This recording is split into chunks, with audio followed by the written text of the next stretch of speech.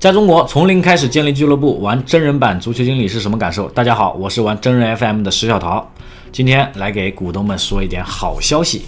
就在这几天，我们的俱乐部终于是实现了盈利了。具体什么情况，请等我慢慢汇报。今天就把我们从10月中旬到最近一段时间所有的工作内容放在一起说了，正好从开头到有结果都可以集合在一个视频内。第一个，我们终于是找到了赞助商，分别是球衣和足球装备赞助商潘帕斯，臂章广告赞助商祥城土特产，胸前广告赞助商一个球队马尼拉挖掘者，相信大家都知道。对，球衣背后的赞助商是我自己的公司，就不多说了。来我记得前几期有人说赞助商难找来着赶紧给我们赞助商道歉中国足球土壤这不是挺好的吗？那赞助商总算是齐了后面还有在谈的，但是到时候我们有可能会放在这个训练服、对抗服或者是青训的这个衣服上面去。第二个是我们正式报名参加比赛了就在这个月底左右会去踢一个单循环的业余比赛，连续5周，每周日都会踢这个比赛呢也有观赛席，大家可以期待一下。关于比赛呢，我们会有很多的安排，这个待会儿再说。我们先说赞助商的事情。上期有说到有足球装备的工厂业务联系到我们，推荐我们试用他们家的产品，然后我就说我想和你们的老板或者是市场部总监沟通一下嘛。潘帕斯这边的工作人员没有因为我们这个体量比较小就不理我们，确实比较给力，把我的视频和我说的这些话都和他们老板说了。然后我就加上了潘帕斯的老板苏总，加上好友之后呢，我就直接趁热打铁，把我的一些思路和建球队的想法全部输出给苏总。大致内容就是第1、第2期视频里的这些话的精简版。那前后几天的时间，文字加语音，我和苏总大概沟通了有1个小时左右吧。苏总也非常的爽快，愿意支持我们，最后就敲定下来2年的球衣赞助，每年不超过1万块的足球装备的额度。然后呢，我们在和潘帕斯沟通设计球衣的时候，我寻思着球衣赞助商空在那儿，到时候就算我找到了，热转印也是要额外花钱的。比如说臂章赞助商1年才1000块钱，等谈好了我再去做热转印，搞不好得花个500-600，这不血亏吗？就拿400块钱的赞助就等于。那正好股东群里面有一个做香匪和山核桃的老板熊总提了一嘴，说明年考虑赞助一下我们。这不是瞌睡来了送枕头吗？郎有情妾有意的，赶紧加上好友，直达主题。我就说合同可以先签了臂章广告我们先给你印上，其他的晚一点再说。结果赞助商不光现金支持，过几天还给我们寄他自己种的土特产。有想吃香匪山核桃的小伙伴，淘宝可以直接搜宁国祥城山核桃，这下就精神股东变成真股东了。那臂章赞助拿下了之后，给我不少信心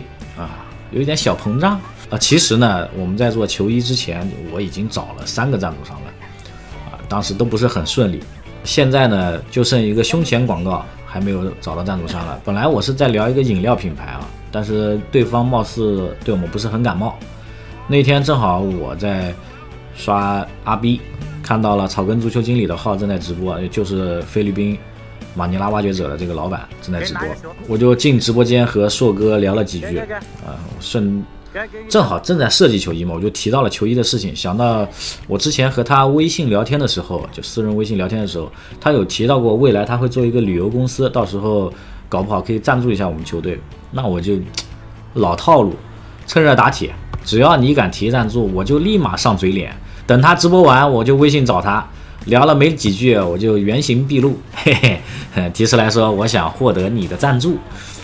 也别旅游公司了，我胸前直接印你球队的名称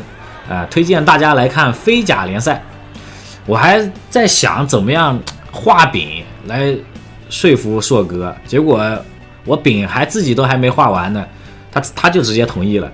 确实是我低估了硕哥对于足球的这个热情。到此为止呢，正式球衣的赞助商就已经基本确定好了。实际过程呢，肯定不是我像在视频里面3言2语就搞定的。但是可以和大家说的是，在谈赞助商的过程中呢，一方面看自己能提供给对方什么东西，另外一方面开口要价要合理，最重要的就是一定要真诚。你画饼可以，谈未来也可以，但是一定要说清楚哪些是100%能做到的事情，哪一些效果是没法做到保证的。那我和在硕哥沟通的时候呢，我也说了很多，什么赞助国内球队可以增加国人对马尼拉挖掘者的好感度，未来会做哪些事情，会做到什么程度，给你能带来什么收益，你现在投1万，明年就血赚，今天睡地板，明天刀老板之类的。但是呢，我最后还是跟他说了一句话，就我上面说的这些，我不一定能全部做到，这只是我的想法。虽然我会把这些想法付诸于行动，但是能不能成，我不敢保证。我说这些东西，只是为了说服你，让你赞助吧。硕哥给我发了个哈哈哈哈，大概，但是还是谈好了。那总结呢，就是真诚就是必杀技，搞清楚甲方想要什么，甲方在意什么，提供出来，你就成了。你不要。很高冷，比如说人家对足球无感，那你就说商业价值；对足球感兴趣，你就说你会做到什么程度啊？对足球这方面的目标在哪？赞助商方面的故事就先说到这里啊，这展开说的话，这一期视频就全部说完都不够。如果大家对怎么和赞助商沟通，怎么和这些品牌方沟通一些细节，然后这些方面感兴趣的，可以在视频后台留言。人多的话，我考虑找时间专门更新一期视频来去，不是说教大家怎么样做销售做营销，就是分享一下我自己的案例。接着说比赛的事情啊，之前的视频里提过好几次，我们在找比赛最好就是业余组的。就前2期视频也说过，就是上海足协它这个明明都是足协协办的，监管单位也是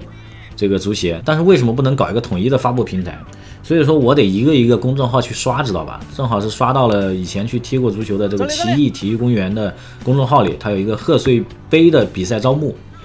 ，25人大名单，8人制，5次换人的机会，换人人数还不限。这也太适合我们了，直接加老板好友报名，和主办方聊了几句，也想到我们可能会有这个球迷过来观赛，我就提了一嘴场地有没有观赛席，老板说可以有，可以给我们安排。然后我就在那寻思怎么运营一下，号召小伙伴们来现场观赛。我还想着做一个球迷商店，又问老板能不能借给我一个小桌子，可以摆一摆球迷周边什么的。老板也同意了。那我一合计，我反正自己也要做球票、应援周边什么的，也要去宣传比赛的。那放一只羊是放一群羊不也是放吗？我就主动问老板，你要不要做点宣传和推广？也比赛反正已经在做了。为什么不让他做得更好一点呢？我们把比赛做得更正规一点，对吧？用专业的态度做业余的比赛，应该会有点意思。老板就是听我讲了几句话，他刚露出一点兴趣，我又看那一套，直接喊何教练一块杀到场地，主动再主动，就是像男生追女生一样，对吧？趁热打铁，和我们刚刚谈赞助商一样啊。先介绍一下我们的俱乐部，然后说了一下我们的想法，我们未来的规划，顺带在一块规划畅想了一下，用专业的态度做一个业余比赛会变成什么样子，有球迷，有解说，有各种各样的活动，肯定很好看，肯定很有商业价值，反正就是一顿画饼。老板听完感觉还不错，但是他问我想要什么，我说我先证明我做的这个东西有价值，然后看看你能不能给我免个报名费，嘿嘿，原形毕露。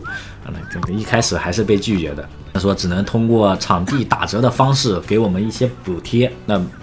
我这个不达目的誓不罢休，我是肯定不满足的。我就跟他商量，我说我们参与进来一起帮忙运营，你这人肯定不够，而且你也没有运营这个东西的经验，但我有啊。虽然我运营的不是足球比赛，但我运营个别的事情。第二天老板他开会商量了一下，就同意了我这个提议。赛前呢，我们还是正常的交报名费，比赛按照我们规划计划的这个方案运行完毕之后呢，可以通过我另外一家公司，就回乡文化，我们球衣背后的赞助商来当做合作方的方式啊，补贴给我们现金，也算是回了一点本。那截止到这里呢，我们算笔账，球衣赞助1万块的产品，袖章赞助1000块现金，胸前广告1万块现金。因为这个要交报名费啊，所以这个月我们一次性收了2个月的会员费，一共是2870块。那报名费支出是4500块，比赛纪律保证金是1000块。高素质比赛完成之后呢，这个纪律保证金会退回来的。什么叫高素质？就是不犯规，不吃红牌，少吃黄牌。还有就是运营比赛的这个收益4500块，这部分呢我不会放在那个我自己手里，也会拿回俱乐部继续充当俱乐部的运营费用。算上之前我们的财政赤字3413块，现在呢账面上综合运营费用有正的20456块，其中现金应该是在10456块。此处应有掌声，俱乐部实现了盈利，这很不容易。我也没有想到，短短的2-3个月，我们的俱乐部就勉强实现了盈利不过呢，在比赛期间，我还会支出不少费用出去一个是做这个纪念球票，每一场比赛请解说。虽然说解说人家不愿意收钱，但我不能真不给啊！你可以不要，但我不能不给，这不懂事嘛，对吧？说到这里，还真有一个不好意思的事情，有个北京的老哥王哥，我之前不是发动态说找解说嘛，也就是下一期更新的视频，我们那场友谊赛就是有解说的。他联系到我们说他做过解说，说这个他可以帮忙。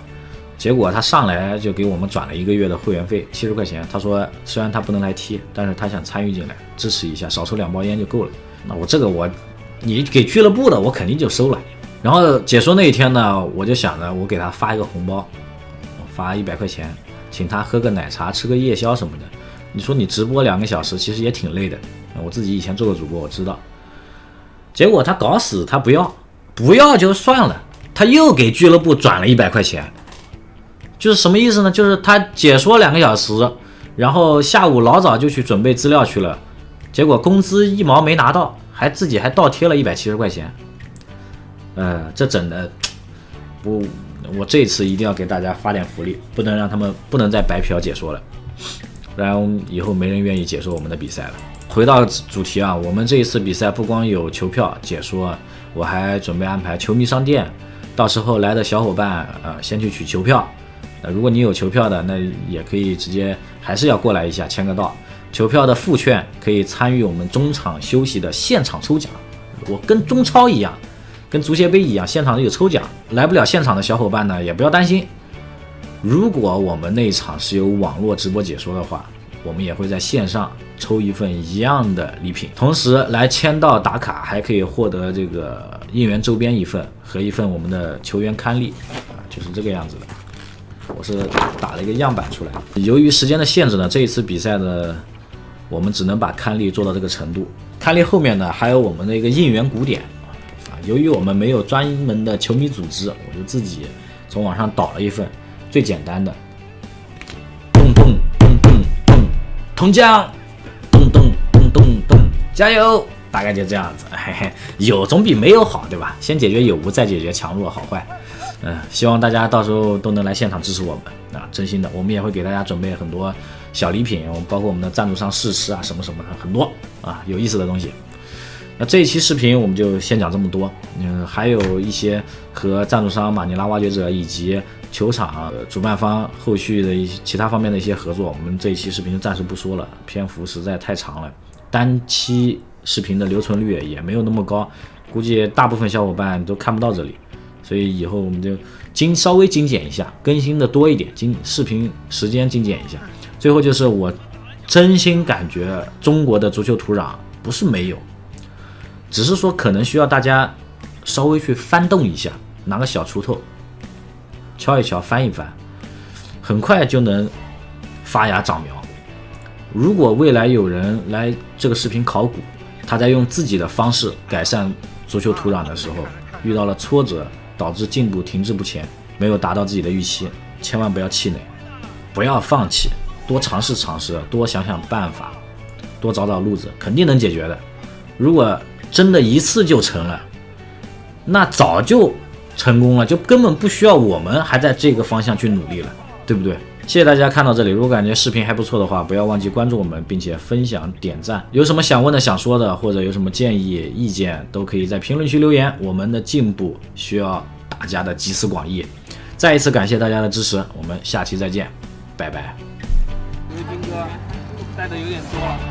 小谢有的时候带大家